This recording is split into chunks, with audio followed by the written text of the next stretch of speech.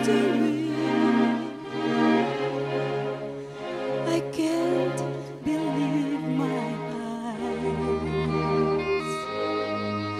Before me hangs the Lamb of God. I've watched as all of creation cries.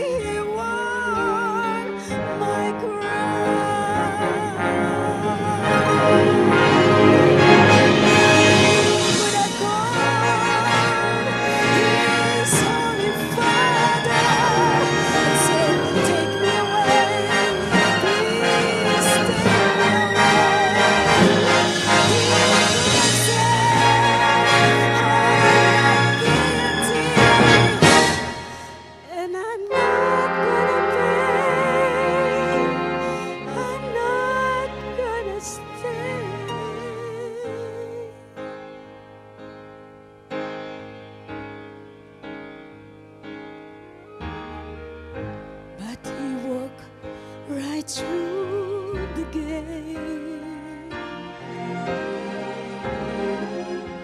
and then on up the hill, and as he fell beneath the weight, he cried, Father, not my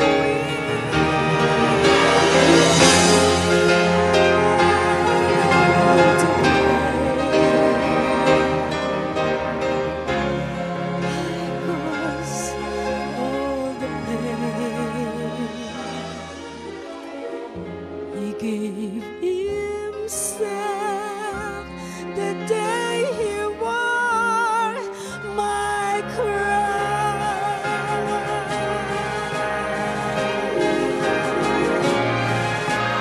My crown.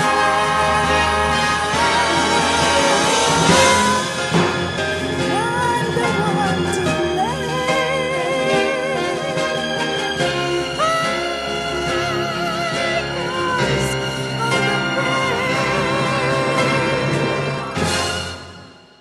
He gave himself the day he wore my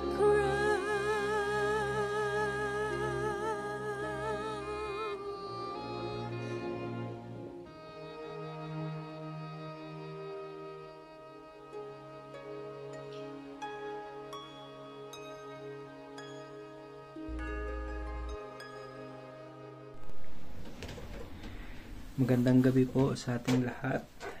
Nandito tayo ngayon sa gitna ng ating pag-alaala sa Holy Week o Semana Santa kung tawagin natin, yung mahal na araw sa atin dyan sa Pilipinas, kung saan we are on a series of lesson. Binabalikan natin yung mga kaganapan sa panahon na ang ating Panginoong Jesus ay pinako doon sa cross, napako si Jesus Christ upang tuparin ang kasulatan, para tuparin niya yung sinabi sa kasulatan at ibigay yung buhay niya bilang kabayaran para sa ating mga kasalanan. At kung ilalagay natin ng imagination natin na nandun tayo nung araw na yon, sabi mga 12 p.m. ng tanghali pa lang, nagsimula ng dumilim yung kalangitan, no? Mga panahon na, alas 12 ng tanghali, nagsimula ng dumilim yung kalangitan as unnatural darkness fell over Israel and these events unfolding before their eyes. Nakita nila itong mga pangyayari na ito at isa sa binitawang salita ng Panginoong Jesus, yung kanyang isa sa mga huling salita is itong mga 7 last words na tinatawag natin ngayon, mga 7 huling wika. Itong 7 last words are known as words of forgiveness, salvation, relationship, abandonment, distress, triumph, and reunion. Kaya nandito tayo ngayon sa fourth saying ni Jesus on the cross na makikita natin yan sa book of Matthew 27, chapter 46. Ganito po yung sinasabi dyan, and I'm reading it in NLT. At about 3 o'clock, Jesus called out with a loud voice, Eli, Eli, lema sabachthani, which means, my God, why have you abandoned me? O why have you forsaken me? Sabi sa Tagalog, at nang malapit na ang oras na ikasiyam ay sumigaw si Jesus na malakas na tinig, meaning sumigaw siya. At sinabi, Eli, Eli, lama sabachthani, sa makatuwid bagay, Diyos ko, bakit mo ako pinabayaan?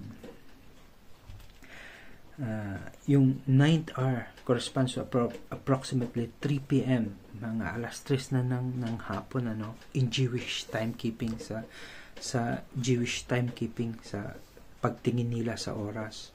Dahil ang araw nila nagsisimula sa pagsikat ng araw, 6 a.m. in the morning, 6 a.m. Diyan nagsimula yung araw nila. And 3 p.m., this was the time of the evening sacrifice in the temple. Ito na yung pang-evening na sacrifice, yung 3 p.m. Ipinapakita nito yung sacrificial nature ng kamatayan ni Jesus Christ ng mga bandang alas 3. Ipinapakita niya yung sacrificial nature na pag-aalay dun sa mga sacrifice ng mga hayop. 3 p.m. is the last, yan yung panggabi na sacrifice. Jesus cried out with a loud voice, meaning sumigaw si Jesus. The loud cry signifies the intensity. Pinapakita nito yung kung gaano ka-intense yung pinagdadaan ni Jesus. Yung suffering, yung lalim ng mga sakit na nararamdaman niya. It also fulfills the prophecy, in Psalm 22. Makikita natin itong sigaw na ito ni Jesus Christ, Eli, Eli, lema sabachthani, is Jesus is quoting from Psalm 22, which is a messianic psalm depicting the suffering of the Messiah. This cry demonstrates both his humanity and his divine mission. Kaya pag pumunta tayo sa Psalm 22, ganito yung mababasa natin. Sabi sa verse 1, my God, why have you abandoned me? Why are you so far away when I groan for help? And then, pag tumalon tayo sa verse 7 to 8, ganito naman sinabi, everyone who sees me mocks me.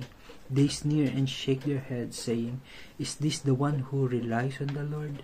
Then let the Lord save him.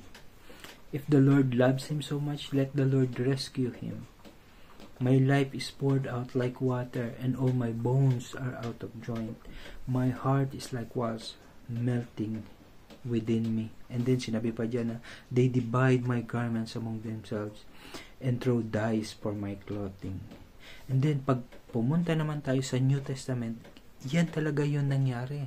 Kung ano yung sinasabi sa Psalm 22, yan talaga yung nangyari sa pagdating sa Matthew, Sabi dyan sa 39 sa Matthew, Iniinsulto nila si Jesus sa mga taong napadaan doon, napapailing sila at sinasabi, hindi ba't sinasabi mong gigibain mo ang templo at muli mong itatayo sa loob ng 3 araw? Bakit hindi mo iligtas ang iyong sarili? Kung ikaw nga ang anak ng Diyos, bumaba ka sa krus. Iniinsulto nila si Jesus. Gadoon din naman ang pangungutya ng mga namamahalang pari, ng mga tagapagturo ng kautusan at ng mga pinuno ng mga Hudyo. Sinasabi nila, iniligtas niya ang iba pero hindi niya mailigtas ang kanyang sarili. Hindi ba't siya ang hari ng Israel? Kung bababa siya sa krus, maniniwala na kami sa kanya. No, talagang kinukutya na nila si Jesus Christ. Nagtitiwala siya sa Diyos at sinasabi niyang siya ang anak ng Diyos. Ngayon, tignan natin kung talagang ililigtas siya ng Diyos. Maging ang mga tulisang ipinangakong kasama niya ay nang iinsulto rin kay Jesus Christ.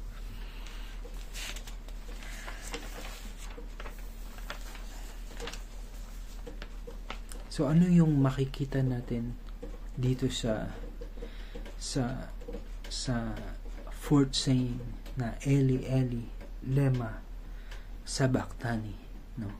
Una, isa sa teaching points na makikita natin dito. Number 1, una is the fulfillment of prophecy. Makikita natin yung katapatan ng salita ng Panginoon na kung ano yung sinabi niya, yun yung mangyayari. Jesus Christ from the cross is a direct fulfillment of Psalm 22. Na yung pagsigaw ni Jesus doon sa krus is a direct fulfillment of Psalm 22. The divine plan and the messianic identity of Jesus. Pinapakita nito yung divine plan ng Panginoon. Yun talagang na si Jesus Christ ay ang Messiah o yung Kristo na ibinigay sa atin para iligtas tayo sa ating mga kasalanan. Ang katuparan ng hula, isa yan sa pangunahing theme ng Bible, no? Na pinapakita nito na banal na inspirasyon and authority ng scriptures, ng kasalutan, no? Yung mga prophecy na nanggaling sa Panginoon, and in this context, ibinigay siya kay King David, no? Ibinigay siya ng Panginoon kay King David para sabihin na ito yung mararanasan ng isang suffering servant, ng Messiah na maghihirap sa krus para sa kasalanan natin. Ipinapakita nito ang planong pagliligtas ng Diyos pagdating sa New Testament na ganap kay Jesus Christ. Itinuturo sa atin ito na magtiwala tayo sa salita ng Diyos. Magtiwala tayo sa salita ng Panginoon. Ipinapakita nito sa atin na tapat ang Diyos sa mga pangako niya at sa salita niya. Yan yung gusto niyang ipakita sa atin.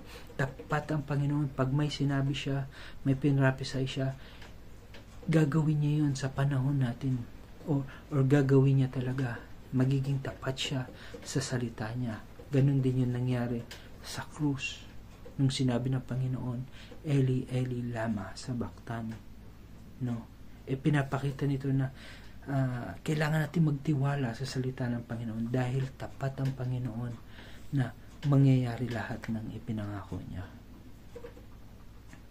And He is in control in times na palagay natin yung buhay mo is out of control. Nandun ka ngayon sa madilim na bahagi ng buhay mo. God is in control, katulad ni Jesus Christ, no? And makikita natin na yung fulfillment of prophecy in 2 Peter 1:19. Because of that experience, sabi sa 2 Peter 1:19, we have even greater confidence in the message proclaimed by the prophets. You must pay close attention to what they wrote, for their words are like lamps shining in a dark place until the day dawns and Christ, the morning star, shines in your heart. Ano pa yung makikita natin sa fourth saying, lema sabachthani? Ang isa pang makikita natin is the depth of Jesus' suffering, yung paghihirap ni Kristo. This moment reveals the profound physical, emotional, and spiritual suffering na nararamdaman ni Jesus, no? Kung gaano katindi yung nararamdaman physically, emotionally, spiritually, no? Makikita natin dito sa verse na ito yung lalim ng paghihirap ng ating Panginoong Yesus dahil nasa Kanya inilagay ang kasalanan ng mundo. Katulad ng sinabi sa 2 Corinthians 5:21. For God made Christ who never sinned to be offering for our sin so that we could be made right with God through Christ.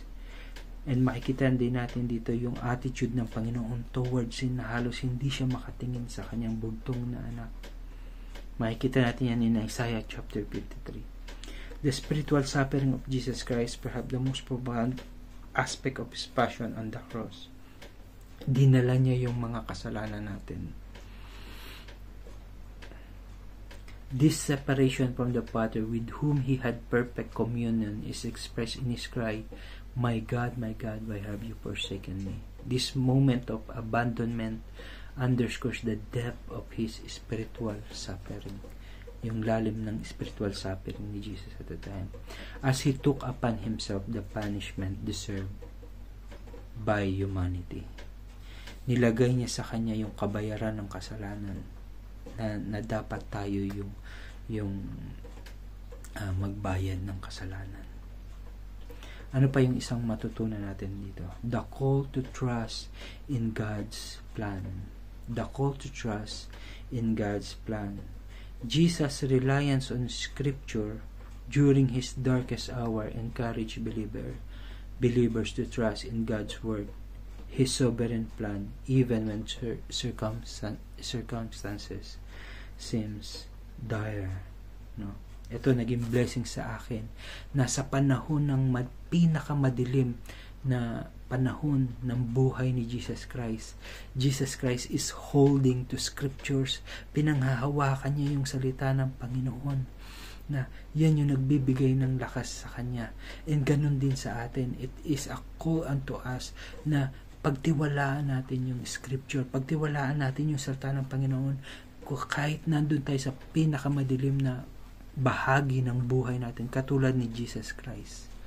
Diba? Kaya yan yung naging isang blessing sa akin na sa panahon na madilim, sa panahon ng problema, sa panahon na pinakamabigat, kaya ko bang panghawakan yung salita ng Panginoon sa buhay ko? O pinanghahawakan ko ba yung salita ng Panginoon sa buhay ko? Proverbs 3:5 and 6, trust in the Lord with all your heart and lean not on your own understanding. In all your ways acknowledge Him and He will make your path straight. This passage highlights the necessity of surrendering human understanding in favor of divine guidance. Romans 8:28, and we know that God works all things together for the good of those who love Him, who are called according to His purpose. This assurance provides comfort and strength, especially during trials and uncertainty. Kaya para sa atin ngayon, sana naging biyaya sa atin, naging blessing sa atin pa itong fourth saying, my God, why have you forsaken me? Ano yung gustong sabihin nito sa atin about the seriousness of our sins? And kaya ba nating pagtiwalaan ng salita ng Panginoon sa panahon ng kadiliman ng buhay natin, sa pinakamadilim na bahagi ng buhay natin? Kaya ba nating tayuan yung scripture? Kaya ba nating panghawakan ng buong puso natin katulad ni Jesus Christ nung nandun na siya sa cross? Scripture ang kanyang pinanghahawakan sa buhay niya. Diba? Yan yung isang naging malaking biyaya para sa akin. Maraming salamat and may God bless us po. And sana naging blessing sa atin yung mensahe ng my God, why have you forsaken me? Good evening po sa lahat. Magandang gabi. Ito po yung aking reflection para dun sa ating passage na my God, why have you forsaken me? Sa aking pong pagkakaintindi, ito yung time na naramdaman ng Panginoong Diyos ang abandonment. na-realize ko na yung buhay ng Panginoon nung dumating siya rito sa mundo is meron siyang purpose. Meron siyang purpose na ang buhay ni Kristo rito ay para i-save ang humanity. To save the humanity, to save us from our sin.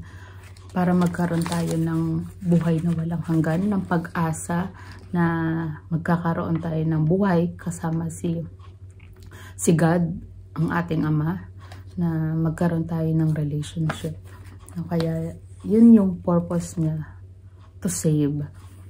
Nang inaccept ko si Kristo sa buhay ko, nagkaroon ng purpose yung buhay ko. Hindi katulad dati na parang wala lang, tulog ka lang, mabuhay ka lang, kumain ka lang, ganun lang. And then, nung inaccept ko si Kristo sa buhay ko, nagkaroon ng purpose yung buhay ko. Na parang yung pagdating ng Panginoon dito, to save us. Yung purpose ko ngayon is to be a testimony. Siguro hindi maganda yung naging Pasko, pero I know God will turn it into a blessing sa ibang tao, ganyan, tulad ng naging blessing din yung buhay, nung narinig ko yung buhay ng iba, yung testimony nila, just naging blessing din sa buhay ko. Parang yun yung parang pinaka umano sa akin na ang Panginoong Diyos, si Kristo, yung purpose niya na naparito to save us. Nang tanggapin ko si Kristo sa buhay ko, yung purpose ko is maging testimony yung buhay ko para sa Panginoon. And to have ng relationship sa Father, yung Ama natin, na magkaroon ako ng pag-asa na one day makakasama ko yung Panginoon sa langit. This is the parang ultimate na purpose ng buhay natin is to be Christ-like, no? Yung itong mga ginawang suffering ng Panginoon para sa sin natin is wala tayong contribution doon, yung parang ganon, wala akong contribution doon, but dahil sa love ng Panginoon sa buong mundo, sa humanity, binigay niya yung kaisa-isa niyang anak para sa atin, para sa kasalanan natin, kasi yung kabayaran ng kasalanan ay kamatayan. Kaya namatay si Kristo sa krus ay dahil sa kasalanan natin, hindi dahil sa mga sugat niya, hindi dahil sa mga butas na sa katawan niya, pero dahil sa sin natin. Yun yung bigat. Kaya ibinagsak sa kanya yung wrath ng Panginoon. And now, sa mga tatanggap kay Kristo, hindi na natin yung ma-experience. Meron na tayong pag-asa. Pag-asa na one day makakasama na natin si Kristo. One day magkakaroon tayo ng relationship na tunay sa ating Ama. And hindi na natin mararanasan yung separation, yung paghihirap. Salamat sa ating Panginoon na ibinigay ang kaisa-isa niyang anak para sa atin. Na ngayon, ang purpose ng buhay ko is to be a testimony. And I'm gonna share din sa inyo na yung life verse ko ngayon is yung Matthew 6:33. Na seek ye first the kingdom of God and His righteousness, and all these things shall be added unto you. So, isik natin, unahin natin, i-priority natin ang Panginoong Kristo na ipopoint tayo sa Ama, sa ating ituturo tayo at tamang daan sa ating Ama, sa ating Panginoon. Yun lamang po. Thank you. I hope we are blessed sa maigsi po nating sharing time and naging encouragement po sa atin yung bagay na pinag-usapan natin, yung first saying ni Jesus Christ, which is Eli Eli lama sabachthani. Let us close in prayer. Father, we come to you. Nagpapasalamat po kami sa kabutihan mo sa amin, Panginoon. Sa mga salita mo doon sa krus ng Kalbaryo na nagiging kalakasan, Panginoon, sa nagiging encouragement sa amin, Panginoon. And at the same time, reminder to us sa mga bagay na pinagdaanan mo, Panginoon. Dahil lang sa pag-ibig mo sa amin, Panginoon. May we hold on to your words, Panginoon. Sa panahon na madilim na bahagi ng buhay namin, may we hold on to your words, scripture, sa mga pangako mo, Panginoon. At alam namin na kung ano yung sinabi mo, yun yung tutuparin mo, Panginoon. May we find confidence, Panginoon, na yung pananampalataya namin mas lumago, Panginoon, sa iyong salita, Panginoon. Na hindi mo kami iiwan, hindi mo kami pababayaan, Panginoon. Maraming pong salamat. We bless you. We praise you. In Jesus' name we pray. Amen. Amen.